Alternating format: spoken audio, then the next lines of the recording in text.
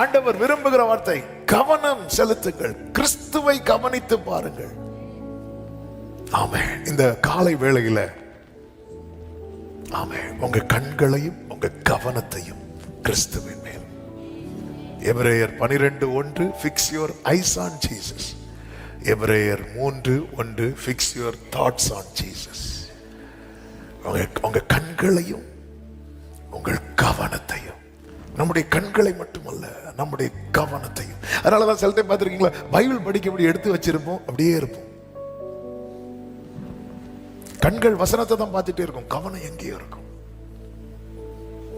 இந்த கவனம் மாறினாலே பிடிக்கிறான்.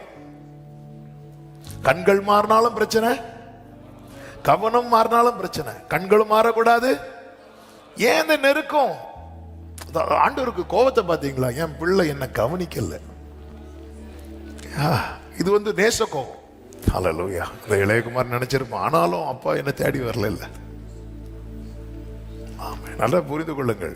நமக்கு வழி தெரியும், ஆடுக்கு வழி தெரியாது. நம்ம ஆடை போல வழி தப்பி போகணும், தேடி வந்தார், மெய்ப்பனாய் தேடி வந்தார். இப்போ பிள்ளையாக்கிட்டார், பிள்ளைங்கிற அதிகாரத்தை கொடுத்துட்டார். இனி நான் தான் வரணும் அப்பா கிட்ட. ஆமா, நம்ம எங்க கவனிக்கிறத விட்டுட்டோம், கவனத்தை எங்க விட்டுட்டோம். ஆமா, அதாவது இயேசுவை பேதுரு கவனித்த போது பாவி என்று பாதத்தில் விழுந்தான். நாத்தான்வேல் கவனித்த போது நீர் உன்னதமான தேவனுடைய குமாரன் என்றான். கவனிக்கும் போது, கவனித்த போது இயேசுவை நம்ம கவனிக்கணும். அவர் எப்படிப்பட்டவரோ என்று பார்க்கும்படிக்கு வகை தேடினான். யார் தெரியுமா? சகையு. அவன் மரத்திலிருந்து கவனிக்கிறான், இயேசுவை இப்படி பார்க்கிறான்.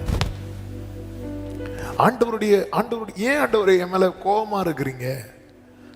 ஏன் ஆண்டவர் எதுவுமே செய்யாம இருக்கிறீங்க? என்னை சுத்தி இருக்கிறவங்க எல்லாம் நல்லா இருக்கிறாங்கப்பா, தூதர்கள் எல்லாம் ஃபீல் பண்றாங்கப்பா, ஆனா தகப்பன் நீங்க எதுவுமே செய்யாம இருக்கிறீங்க. நீ என்ன கவனிக்கல, நீ என்ன கவனிக்கல.